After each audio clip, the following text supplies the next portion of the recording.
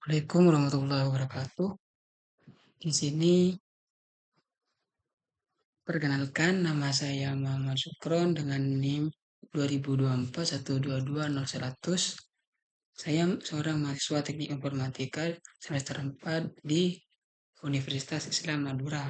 Video ini dibuat untuk memenuhi tugas ujian tengah semester mata kuliah analisa algoritma yang diampu oleh Bapak Dr. Musi, asisten dosen Bapak Rio Agung. Pada kesempatan kali ini, saya akan mempresentasikan proyek saya mengenai analisis dan implementasi algoritma Fibonacci menggunakan strategi dynamic programming. Seperti yang kita ketahui, metode rekursi biasa seringkali sangat lambat untuk input yang besar. Oleh karena itu, saya akan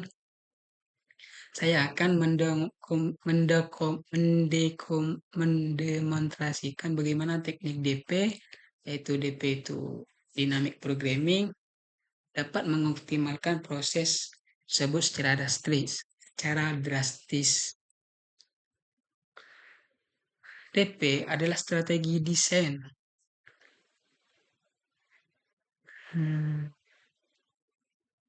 DP adalah strategi desain algoritma untuk menyelesaikan masalah kompleks dengan memecahnya menjadi submasalah yang lebih kecil. Kuncinya, DP menyimpan hasil dari submasalah yang sudah dikerjakan agar tidak perlu dihitung ulang di masa mendatang. Mengapa menggunakan DP? Alasan menggunakan DP yaitu adalah mengenai masalah rekursi.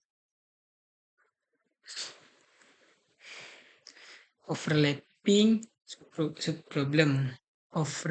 subproblem. Karena jika kita tidak Karena dalam regulasi Fibonacci, komputer menghitung nilai yang sama seperti F3 kali atau F2 kali berkali-kali secara berlebihan. Contohnya seperti ini. Mana tadi?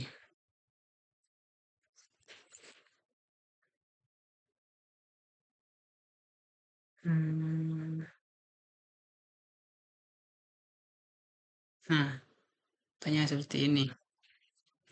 Untuk mengetahui Fibonacci 5, kita harus tahu Fibonacci 4 dan Fibonacci 3. Untuk tahu Fibonacci 4, kita harus tahu Fibonacci 3 dan Fibonacci 2. Untuk Fibonacci 3, kita tahu Fibonacci 2 dan Fibonacci 3, dan ini masih banyak lagi. Ini untuk Fibonacci 2 ada 1, 2, 3 di pohon yang berbeda, dan 3 ada 1, 2 di tempat yang berbeda.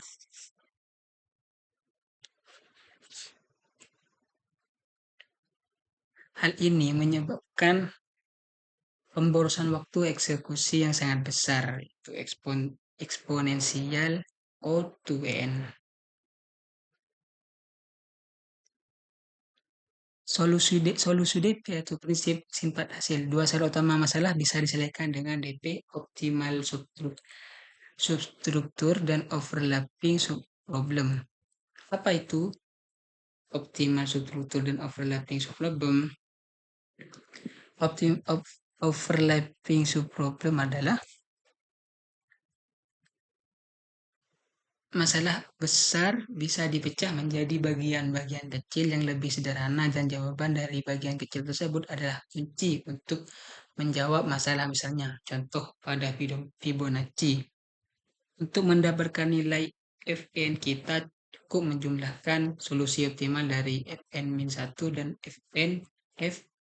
Contoh lain, dalam pencarian rute terpendek, rute terpendek dari kota A ke C yang melewati kota B pastilah mengandung rute terpendek dari A ke B dan rute terpendek dari B ke A. Contohnya kita mau ke C. Nah, mau mencari rute terpendek atau jalan tikus istilahnya gitu. Sebelumnya kita harus tahu itu jalan tikusnya A ke B itu bagaimana, dan dari B ke C itu bagaimana. Tuh.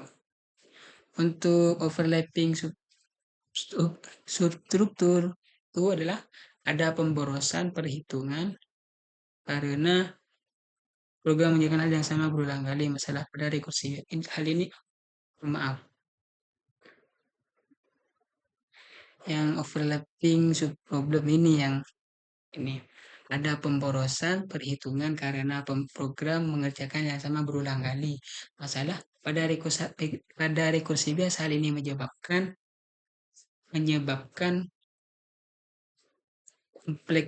kompleksitas waktu membekak menjadi sangat lambat. Eksponensial O UN. Contoh, pada Fibonacci saat menghitung F5, program akan menghitung 3. Contohnya seperti yang ini. Nah, F5, program harus menghitung F3 dulu, 4. Dan F3 ini ada beberapa cabang yang berbeda, ada di beberapa cabang yang berbeda. Ada di sini dan di sini juga.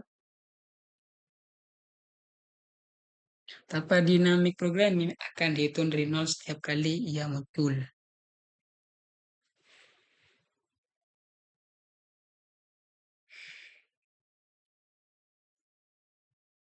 Pendekatan yang saya pilih di sini ada dua, yaitu top down dan bottom up. Tapi di sini saya menggunakan bottom up tabulation. Mengapa kita harus menggunakan dynamic programming untuk Fibonacci? Jika kita menggunakan rekor biasa terjadi, mengapa kita harus menggunakan ini di dynamic programming? Karena jika kita menggunakan rekursi biasa, terjadi fenomena yang disebut overlapping rupes di mana program hitung sumber salah yang sama berulang kali. Nah, ini overlapping super. Nah, ini yang bikin hitung ulang yang sudah ini sangat tidak efisien di dinamik. Jangan hitung ulang apa yang sudah pernah diselesaikan. Di sini saya menggunakan pendekatan bottom up ini atau tabulation. Artinya saya menyiapkan sebuah array sebagai tabel penyimpanan, mengisinya dengan nilai dasar lalu menggunakan perulangan untuk membangun solusi hingga ke angka yang dicari. Dengan cara ini kompleksitas waktu yang tadinya eksponensial bisa kita pangkas menjadi linear. Contoh kasusnya contohnya itu seperti ini.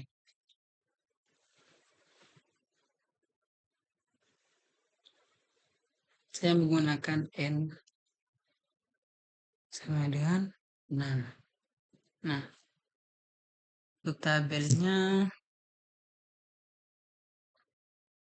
1, 2, 3, 4, 5, 6, 7.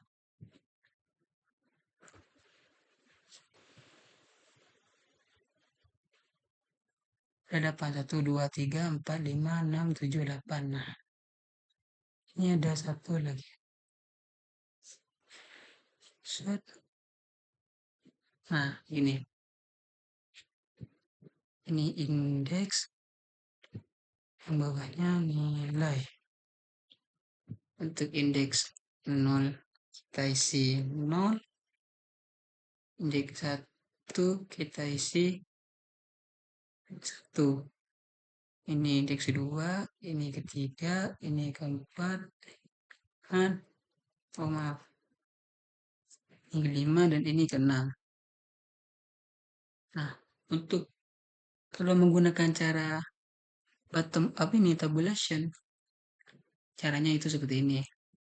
Indeks 0 ditambahkan dengan indeks 1, yaitu 0 tambah 1 berarti 1. Nah, untuk mengetahui indeks kedua. Nah, untuk mengetahui indeks ketiga itu indeks 1 ditambah dengan indeks 2. F1, F1 ditambah dengan F2. Berarti di sini nilainya 1 ditambah 1 sama dengan 2. Nah, untuk mengetahui F4, caranya seperti sebelumnya, itu F2 ditambah F3. Berapa nilai F2 dan F3? Itu 1 ditambah 2 berarti sama dengan 3. Nah, untuk mengetahui F5, sama seperti sebelumnya, itu F3 ditambah dengan F4, yaitu nilai 2 berarti ditambah 3 sama dengan 5. Nah, untuk mengetahui F6, itu berarti F4 ditambah dengan F5.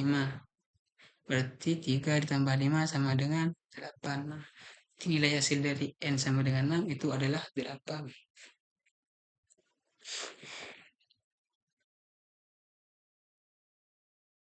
Nah, untuk kodenya itu seperti ini. Fibonacci dp0. Nah, discuss if n jika n kurang dari 0 berarti r itu 0 sama dengan 1. Ini selesin tabel pendekatan tabulation tabel dp n ditambah 1. Nah, memulai perhitungan C. Nah, kondisi awal tabel dp print apa yang dengan 40. Nah, ini di sini memastikan setiap langkah muncul di terminal. Melakukan print ya. Mari kita coba ya. Apakah sama dengan yang tadi?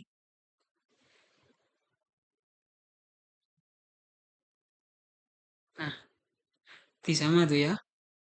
Caranya juga sama. Sama.